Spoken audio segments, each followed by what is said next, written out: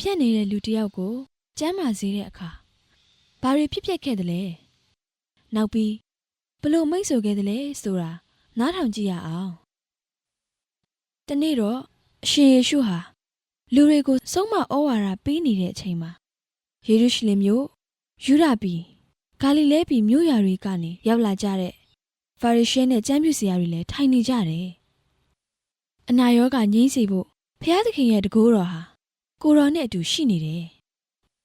ဒီချိန်မှာလူတချို့ဟာတကိုယ်လုံးလေးဖြစ်နေတဲ့သူတယောက်ကိုကိုတော်ရှိတော်ကိုခေါ်လာဖို့အိယာနဲ့အတူတည်ဆောင်လာကြတယ်အိမ်ထဲမှာလူတွေပြည့်နေတဲ့အတွက်လူနာကိုတည်ယူလာဖို့သွားစရာလမ်းကိုမတွေ့တဲ့အခါသူတို့ဟာအိမ်မိုးပေါ်ကိုတက်ပြီးအုံမိုးကိုဖောက်ပြီးမှလူနာကိုအိယာနဲ့အတူလူတွေရဲ့အလဲ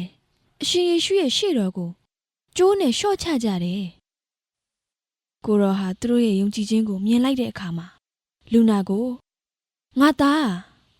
မင်းရဲ့အပြစ်တွေလွတ်ပြီလို့မိန့်တော်မူလိုက်တယ်ဘေးမှာထိုင်နေတဲ့ကျမ်းပြုဆရာနဲ့ဖာရိရှဲတို့ကဒီလိုလွန်းလွန်းကျူးကျူးနဲ့ပြောနေတဲ့သူကဘာတူလဲ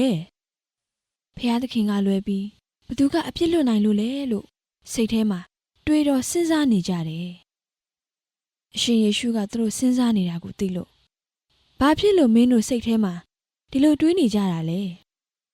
မင်းအပြစ်တွေလွတ်ပြီလို့ပြောဖို့ကလွယ်သလားဒါမှမဟုတ်မင်းထပြီးလှမ်းသွားပါလို့ပြောဖို့ကလွယ်သလားလူသားတော်ဟာလောကမှာအပြစ်လွတ်ပိုင်ခွင့်ရှိတယ်ဆိုတာကို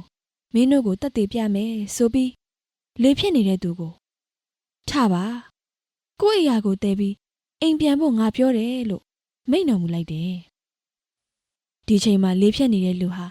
လူတွေရှေ့မှာချက်ချင်းထရက်ပြီးကိုယ့်အရာကိုတည်ပြီးတော့ဖျားသခင်ရဲ့ဂုဏ်တော်ကိုချီးမွမ်းရင်းအိမ်ကိုပြန်သွားတယ်လူတွေကအဲ့ဒီအဖြစ်အပျက်ကိုမြင်တဲ့အခါအံ့ဩပြီးကြောက်လန့်သွားကြတယ်ငါတို့ဟာအရင်ထူးဆန်းတဲ့အရာကိုဒီနေ့မြင်ရပါလားဆိုပြီးဖျားသခင်ရဲ့ဂုဏ်တော်ကိုချီးမွမ်းကြတယ်ဒါကတော့ရှင်လုကာအခန်း9အပိုက်ငယ်7-26အထိဖြစ်ပါတယ်